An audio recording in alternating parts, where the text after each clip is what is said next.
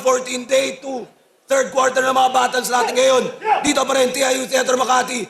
Isang malaking shoutouts sa lahat ng mga kasama natin dito. At pinakamalaking shoutouts sa pinakamalayong bisita natin na si Sharon. Flip top pagkikay para sa sarili niyo at para kay Sharon. No? At syempre, shoutout sa lahat ng mga represent collabs natin. Shoutout sa linya-linya. Silipin nyo, Flip Top official merch. May mga bago tayong disenyo dyan. Extreme Gaming Team, T-Play. Silipin nyo yan. At sa kanan ko, Cavite at Baguio represent para sa inyo. Kaka-birthday niya lang din noong nakaraan. Magigay tayo lahat para kay Surenyo. Lagi kang mag-iingat sa mga tusong natutong maibsan ang kanyang gutom sa panunutok sa sulok. Baon na daw kaya agarang uhugot ng balaraw na siyang handa niyang itusok. Box and Dose, siyempre clothing brand ko, supportan nyo. Crown Manila, Hypebeat, Black Manila, Real Jokes, at siyempre branded. Siyempre, Flip Top Collab, abangan nyo. Yan. Box and Dose, Bad Crib Clothing, silipin niyo yan, silang at Santa Rosa branches. May bagong labas nga pala yan na represent collab kasabay ng Flip Top. At sa kaliwa naman, Pasig City represent para sa inyo lahat. Magigay tayo lahat para kay Harlem. Ating i-load na ng masabog na tapos mag-soundtip na tayo ng bone. Tagswag ibuga, ubo-ubo pa. Steady lang otits namang zone out. Yo! If I was late, I would like to ask everyone, and I sincerely apologize. Pero hindi magiging kumpleto ang ahon para kay Sharon kung wala ditong Filipino time. Game? Nanalo ng kwentos si Harlem. Piliin mo na si Surenyo. Tig 2 minuto dapat. Pakinggan natin. Unang banat, ahon 14, Surenyo. Yo! Game? Arik! Olgad ang hinihingi ko sa ahon. Aba, ibang klase kang incheck. Binigay mo sa akin si Fusaydon? Fusaydon? Aba, isa lang tong walabing lintik. Nilalang nakatang isip lamang tapos tinatapat legit. Pwes, panoonin mo paano ko lalapangin tong nilalapag mong meat. Una sa lahat, yung mga Greek gods, mga attractive, malinis, tsaka ang gwapo. Hindi ka Greek god porque may bahid ng konting grease ang mukha mo. Siya daw si Poseidon, the Greek god. Kanya daw kinikitil ang Trojans. Kung sa bagay, sa mukha mong yan, mukhang hindi nga yan pang romance. Ganyan to, nag-akala yung isda na siya'y sariwa pa sa masa. Sa isa buhay, nagbida. Kaso yung utak di gumana. Buong akala ko, ikaw, isdang kampyon na tinadhana. Tapos nag-champ doon, bayaw. Anak ng puta, bila sana. Tapos tinalo ka ni Mastapit lang ya. Talagang walang laman bungo mo. Ari, binigay mo sa master tong isda, ayun. Natanggalan ng ulo. Tapos, si Tipsy pa hinahamon, tinalo ka ngarang ng rookie na LT. Huwag ka masyadong feeling Poseidon kundi ka pang tubig na MC. Paano ka mananalo? Tangina yung mga banatan, sabi kay Invictus.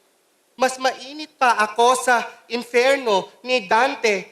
Itong kalaban ko, isa tong Juana Bishante. Shante. Shante? Huwag kang magribat ang ina nito eh. Slantrime yarn.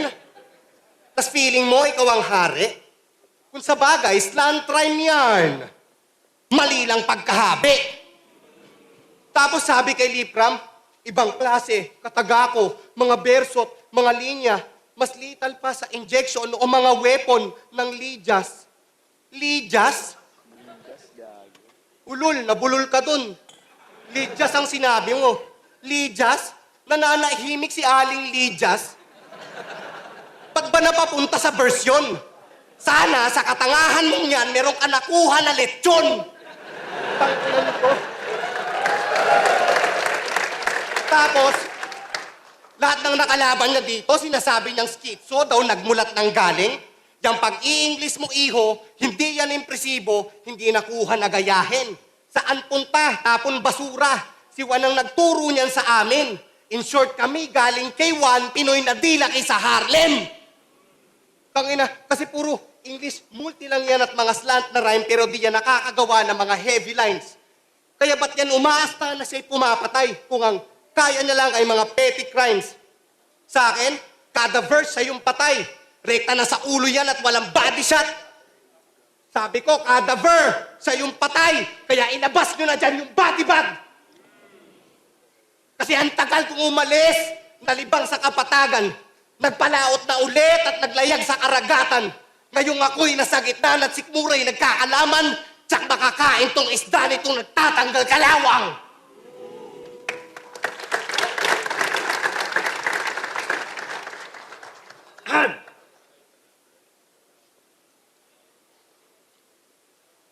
Ang inan to. Mga lumang linya at mga battle ko lang pala ang mga pinupunto ni Gago. Ang ina, ganun lang pala labanan. Sana nag-YouTube na lang tayo. Inan to. Pero hindi. Kamusta, Sur? Ha? Salamat at sa wakas, kahit paano may nakalaban na din ako na kahit paano may tikas yung mga suntok. Si Sorhenyo, malakas to. Kahit mukha siyang K-pop na naudlot. Siya ang owner ng Box and Dose. Yes! Ang bangis ng dating ni Dudong. Box and Dose? Tsura mo, mukhang di mo alam i-pronounce yung Yanis Antetokounmpo. Slant ranking, tang ina mo. Oh.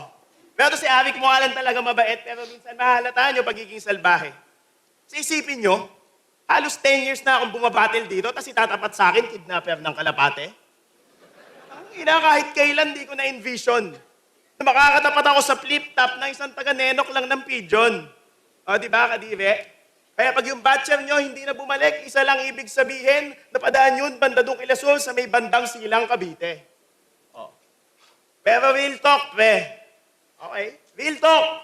Sa lahat ng kilala kong flip-top MC, kung pinakamatapang sa postman tira, papatulan kahit sino, mapadami account man o mga lolo't tita.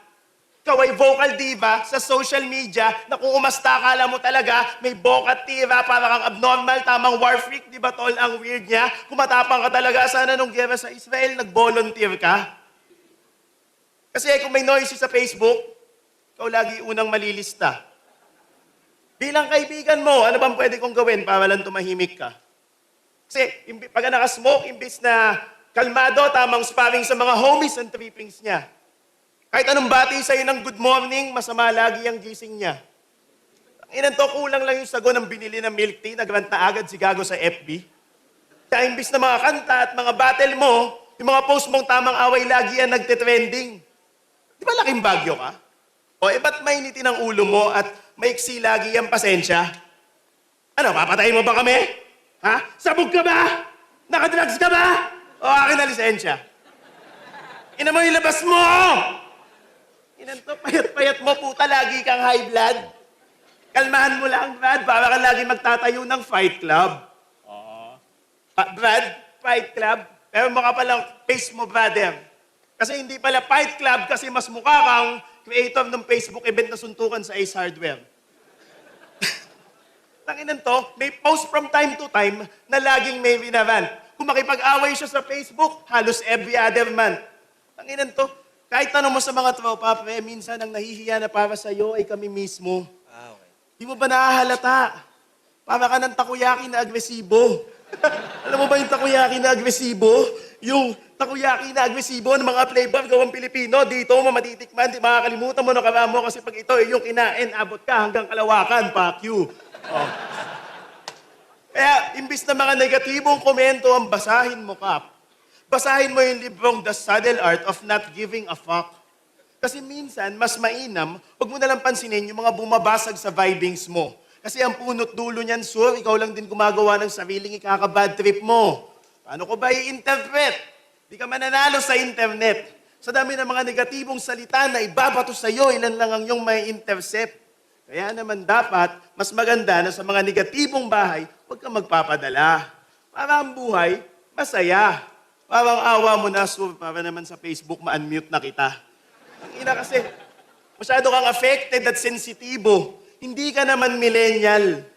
Anger issues at insecurities, pag lumala, dadaling ka talaga sa mental.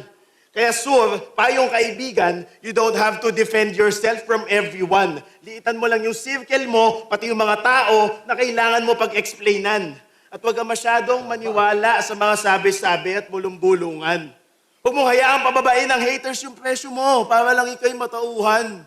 Hindi mo mahanap sa ibang tao ang hinahanap mong kasagutan, ang kailangan mong gawin, ang sarili ay tulungan, ang nangyayari kasi, ikaw tong snatcher ng kalapate pero ikaw gumagawa ng sarili mong kulungan. Lakas! Start today with GoDaddy. If you